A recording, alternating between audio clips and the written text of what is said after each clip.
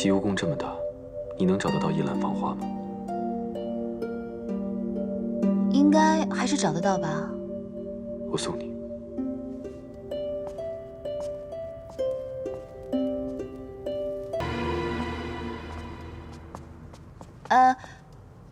送到这里，剩下的路我就认得了。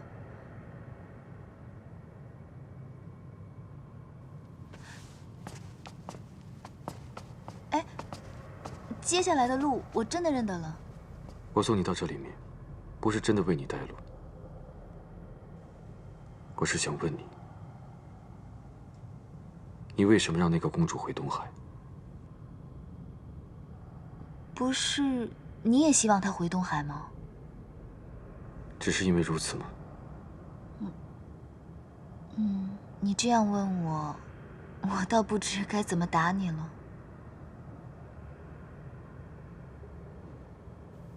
果然如此。果然什么？我没有忘了之前对你的承诺，我会记得帮你纳几房侧妃的。只是，既然你不喜欢这公主，那便让她回东海就是了。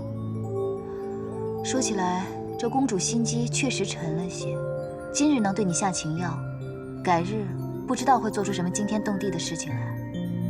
这后宫还是清静点的好，你说呢？我原本就不该问你这话。方才将你叫入屋内，是为了让你蹙一蹙，却未想到你由始至终只是在看热闹。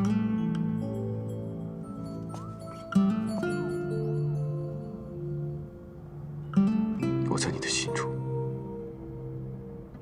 竟没有丝毫的分量。白浅，你的心中是不是只装得下那一个人？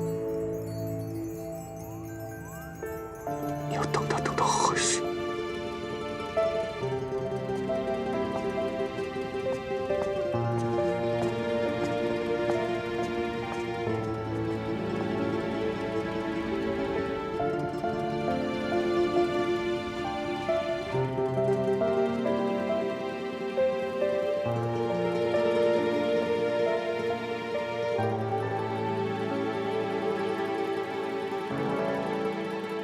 我在你的心中，竟没有丝毫的分量。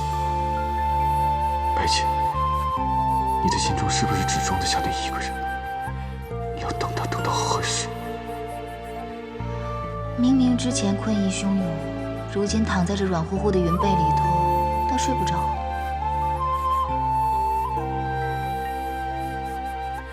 我在你的心中，竟没有丝毫的分量。白浅，你的心中是不是只装得下那一个人？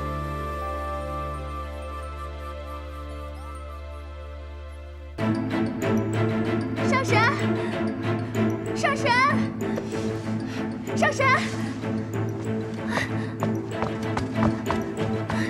上神，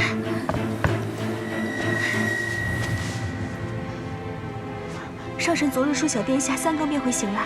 如今已过了3更，小殿下却仍没有醒来的征兆，反倒是小脸越来越红。奴婢急得很，也没有别的法子，才来惊动上神的。等闲的小娃娃喝了果酒，确实睡到3更便能醒过来。看来我是高估了阿离了。照他这势头，大概要睡到明天早上了。不过你看他这小脸红扑扑的，说明酒意正发出来了，你不必担心。你该不会自打昨日抱了团子，到现在眼睛都没合一下吧？放心吧，我等下渡他些仙气，保证明天起来又是一个活蹦乱跳的团子。不过这小娃娃喝了酒，第2日最好喝些煮得糊糊的粥。你先下去歇息吧，养足精神，明早多些粥来。但小殿下若是扰了上神的安歇，你看他现在睡成这个样子，就算是将他团成一团，滚到庆云殿，他也未必醒得过来，如何饶得了我？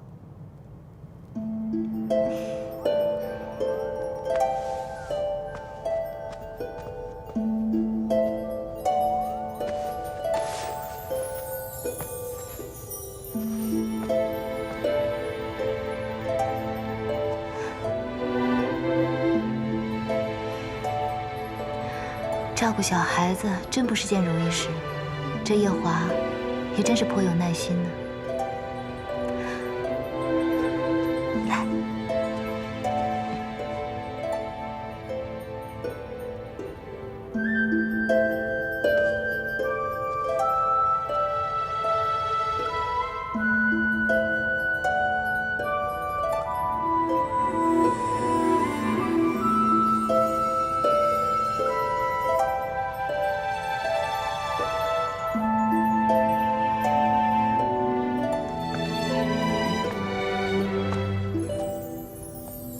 小殿下还未醒过来，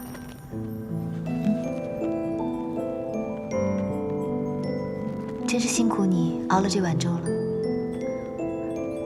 这粥放凉了也不好，上神还未用早膳吧？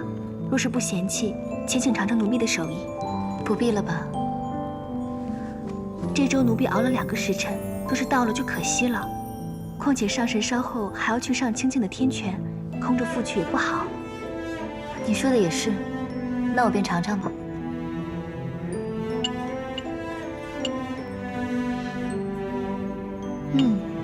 果真是好手艺。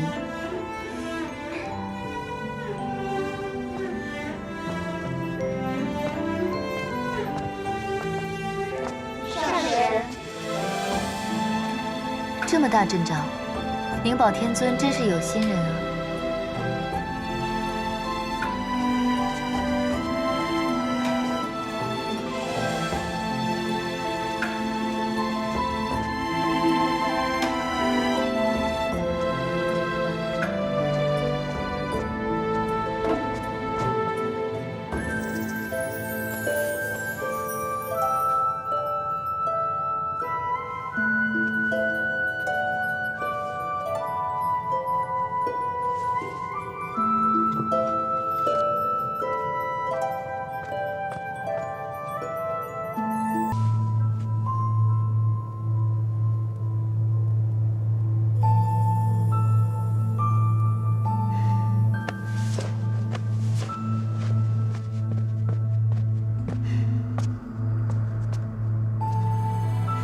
你是不是给阿离喝酒了？